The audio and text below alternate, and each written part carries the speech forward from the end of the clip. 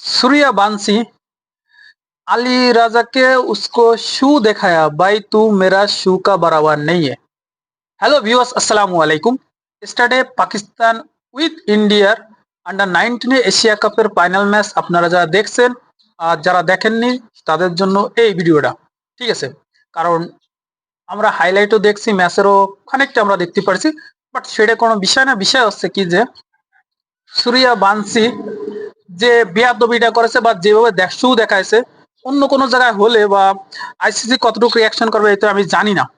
ঠিক আছে, এটা সম্পূর্ণভাবে আমার কাছে খারাপ লাগছে, সত্য কথা। কারণ স্টেটে আপনার ম্যাচ দেখেছেন, পাকিস্তান 347 রানের টার্গেট দিয়েছে এবং ইন্ডিয়া 156 রানের মধ্যে প্যাকেট হয়ে গেছে। তো এই আলী রাজা সূর্যা বংশীর মধ্যে যে ফাইটটা আছে, আলী রাজার বল সূর্যা বংশী দেখতে পাচ্ছিল না। সূর্যা বংশী একবার ক্যাচ মিস হয়েছে, তারপরে 10 বলে সে 26 রান করেছে, আউট হয়ে গেছে। ঠিক আছে, তো ইন্ডিয়া সবচেয়ে সেকেন্ড স্কোরার বর্তমানে যে ম্যাচটা হারাছে 156 রানে অল আউট হয়ে গেছে। পাকিস্তানের বোলিং এর সামনে তারা উপকায়িত হয়ে গেছে, দাঁড়াতেই পারেনি। সরফরাজ খানরা এই জায়গায় ক্রেডিট তো পাবেই, তার চেয়ে বড় ক্রেডিট পাবে সামির সামির মিনহাজ। যে সামির মিনহাজ পুরোটা টুর্নামেন্টে 400+ মতলব আমার মনে হয় 470-75 রান করেছে 5টা ইনিংসে। তো মাত্র 113টা বল খেলেছে ইন্ডিয়ার বোলারদের সাথে, 172 রান করেছে, 71 বলে সেঞ্চুরি করেছে এই সামির মিনহাজ। Unbelievable performance. ছেলেটার ব্যাটিং দেখলি মনে হয় যে নতুন একটা স্টার পাচ্ছে পাকিস্তান। বাবর আজমের মানে ফটোকপি বা বিরাট কোহলির মতো ক্লাসিক শটগুলো সুন্দর দিতে পারে, এটা নিয়ে কোনো সমালোচনা আলোচনা বিষয় না, বিগ বিষয়। কিন্তু সূর্যা বংশী একটা নতুন প্লেয়ার, তার অ্যাটিটিউড বিশাল আকারে খারাপ দেখায় ভাই।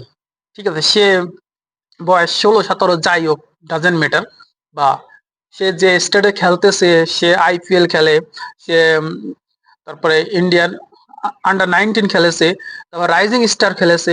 ঠিক আছে, তো সূর্যা বংশীর যে অ্যাটিটিউডটা পাকিস্তানের সাথে ক্রাশ হতেই পারে, স্বাভাবিক বিষয়, কিন্তু সু বরাবর।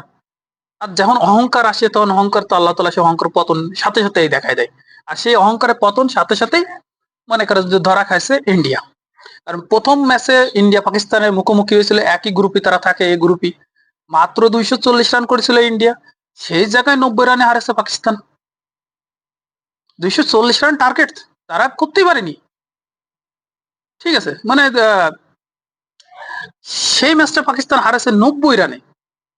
তো দ্বিতীয় ম্যাচে মনে করেন যে আমার একটা জিনিস মনে করায় দেয় সরফরাজ খানের সেই 2017 সালে চ্যাম্পিয়ন ট্রফির কথা, যে প্রথম ম্যাচে ইন্ডিয়ার কাছে হারে, দ্বিতীয় ম্যাচে সেম লাইক দ্যাট আমির, আজার আলী, তারপরে আছে বাবর আজমরা, হাফিজরা ঠিকই চ্যাম্পিয়ন ট্রফিটা উঠে নিয়ে চলে আসে।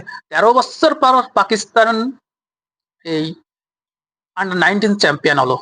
এর আগে ব্যাক টু ব্যাক 2বার বাংলাদেশ আছে, ইন্ডিয়ার 7বার আছে, সেটা তো সবাই জানে। শ্রীলঙ্কার নেই, আফগানিস্তানের একবার আছে। ঠিক আছে, বাংলাদেশ পাকিস্তানের কাছে 8 ছিল, 8 উইকেটে। তো মূলত বিষয় হচ্ছে যে সূর্যা বংশী এত বড় মাপের ফেলারও আছে, কিন্তু আলী রাজাও বলার খারাপ না।